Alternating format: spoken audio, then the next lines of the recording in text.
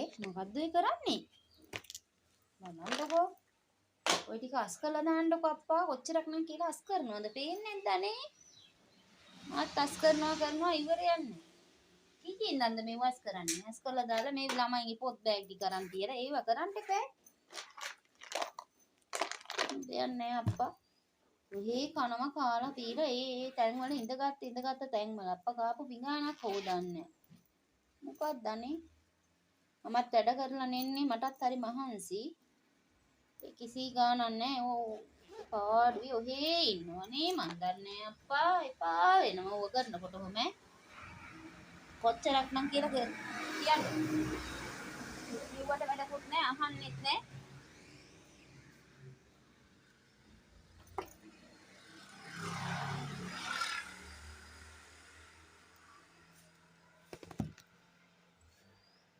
මේ හැමතැනම මේ වහින් මේ බෝතල් මෙහි ඔක්කොම මේ තැන්වල.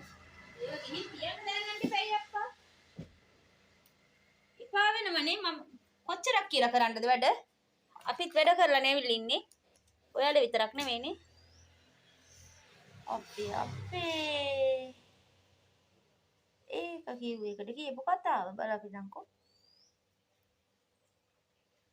එහෙම තමයි ඉතින් කසාදයක් බැඳගෙන මෙහෙට ආවම මේ පවුලේට ආපුවම මේ පවුලෙත් වැඩ කරන්න ඕනේ. ගෙදර කරන තාලෙට බෑ ඉන්න. මේ පවුලෙත් වැඩපොලක ටිකක් කරන්න ඕනේ. කියන්නේ ඉතින් ඔක්කොම එක හා සමාන වෙන්න එපැයි. අම්මා ඔච්චර ලොකු කටක් කියපු කතාව.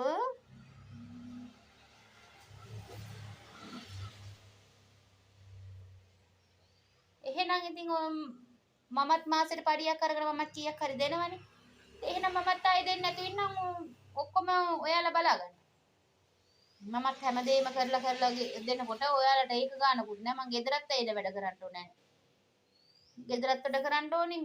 ඒවත් මේ මස්පස් කරන්න ඕනේ. වැස්සේ මෙච්චර මහ වැස්සේනේ මම මේ දැන් ආවේ. ඇවිල්ලානේ මේ තෙත බහයාගෙනනේ මේ ඉවර වෙලා ගෙට ආවේ. ඒ ඇවිල්ලත් මේ තියෙන වැඩ ටික කන්දරාව බලන්නකෝ.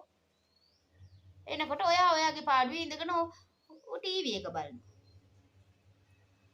ඒක නෙමෙයිනේ වෙන්න ඕනේ. ඔය ඇදලා තියෙන ටික කස්පස් කරලා අතු ගාලා දාලා ඉඳගත්තා නම් ඔන්න ටීවී එක බලන්න. ගෙදරට මිනිස්සෙක් ආවොත් මොකද වෙන්නේ? ඔයාම බලන්න ගේ තියෙන හැටි පොට්ට. ඉතින් ඌක ඉතින් මල්ලිට ගේ මේ කිව්වට මම බා මේ වෙන්නේ නැහැ.